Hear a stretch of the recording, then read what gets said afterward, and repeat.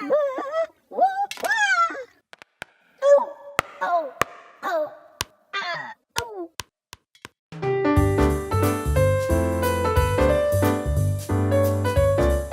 time for another Dice Tower review with Robert Geistlinger.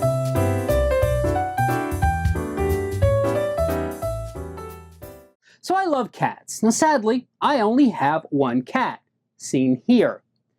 But today we're going to take a look at a game where I'm going to get to have as many cats as I want, but I need to make sure and I feed them and I play with them and make sure that I don't waste any food in the process. Today we're taking a look at Cat Lady.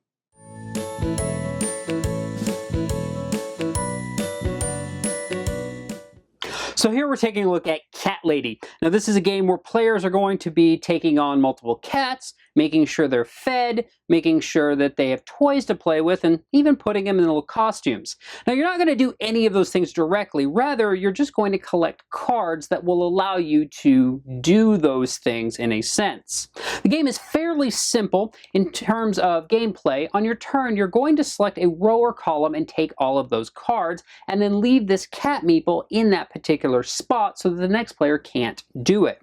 So we could say we're taking this row here. We would leave the cat here. We would replace those cards, and the next player would not be able to take this particular row. Now you're going to take multiple cards throughout the game, and there's going to be different types, such as cats. Cats will immediately come here to your play area, and you'll need to worry about feeding them. You're going to take food cards, and food cards, when you do them, you just discard them and take the food cubes associated with them. You're going to have these lost cat cards. Now lost cat cards by itself mean nothing, but if you collect two of them, you can either trade both of them in for a 2 victory point token, or you can take on one of these stray cats into your collection of cats. You're going to have toys, and toys are going to be worth victory points at the end based on a set collection, and we'll cover that in a little bit. You're going to have catnip, which is a bit of a risky thing because if you take one, you're going to lose victory points. But if you take more than that, then you'll gain victory points at the end of the game.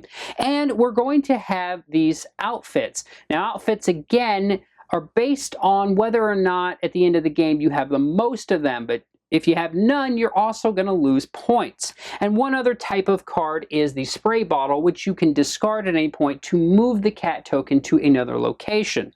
Now you just saw the chicken card. There is an addition in the game, milk and tuna, represented by blue and white cubes, and you have a purple whenever you're allowed to take a wild. The game will go round and round like this until this entire stack of cards has been depleted, at which point we are going to go into final scoring. The first thing you're going to do is make sure you've assigned all of your food to the cats that eat that particular food, and cats are picky, like Socks here only eats needs 2 tuna and a milk to be fed, but he is worth 6 victory points. Then you're going to check everyone's leftover food. Whoever is the most leftover food is going to lose 2 victory points. Players will then add up the number of points on their fed cats, and they will lose 2 victory points for each unfed cat. Then you're going to see who has the most of these costumes. Whoever has the most is going to gain 6 victory points, but if you have none in your hand, you're going to lose 2. Again, with the catnip, if you have one of these in your hand, you're going to lose 2 victory points. But if you have 2 or 3, you're going to gain 1 victory point per well-fed cat you have.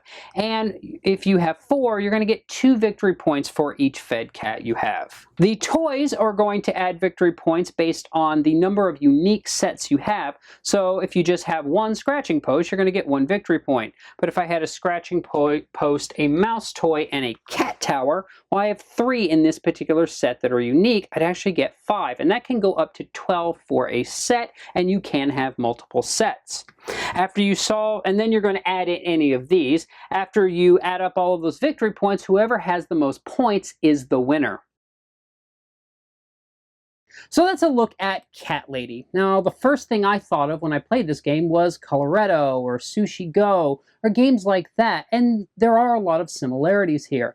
But I dare say I like this game better than Sushi Go, but for me that could be the theme. As I said in the beginning of this video, I love cats. So this game definitely drew me in based on theme alone. But I actually really enjoyed this game. There's not a ton of strategy in this game. You do need to be aware of what your opponents are doing, and you need to pay attention to the amount of food you're taking in because you don't want to be caught with the most leftover food at the end of the game. But you also can't go for a little bit of everything in this game. You need to kind of decide, are you going to focus on getting and feeding cats?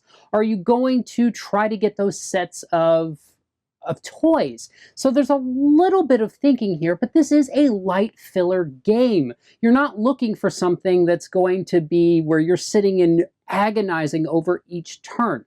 For what this game is, it is perfect. I only found one small flaw in the game, and unfortunately for me, it actually turned out to be kind of a big flaw, is the fact that there's so much scoring at the end of the game through the multiple cards, as you saw in the overview. This game really needed a pad to mark down the points. And I'm not normally a huge fan of games that have those pads for scoring, especially a light filler game, but this game really needed it. I found adding up my points at the end of the game to be a bit of a chore because I couldn't keep it in my head while still trying then to figure out, do I have the most of this? Do I have any of this? So that was the one knock I had on the game. The artwork in the game is cute, it's light, it's fun, it's fitting to the theme, it doesn't take itself too seriously. So overall, if you're looking for just a light filler, maybe you've grown tired of Sushi Go, this is a game you're going to want to take a look at. It has a reasonable low price point.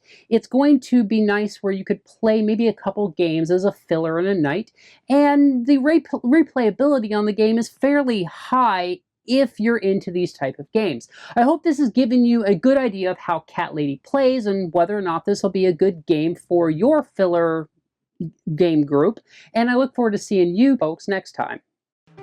Thanks so much for watching the Dice Tower videos. Find more great videos and reviews as well as our top-rated audio podcast at Dicetower.com. You can also find other great shows at Dicetowernetwork.com. I'm Eric Summerer, and you've been watching The Dice Tower. The Dice Tower is sponsored by Cool Stuff Inc., where you can find great games for great prices. Cool stuff in stock. Check them out at CoolStuffInc.com.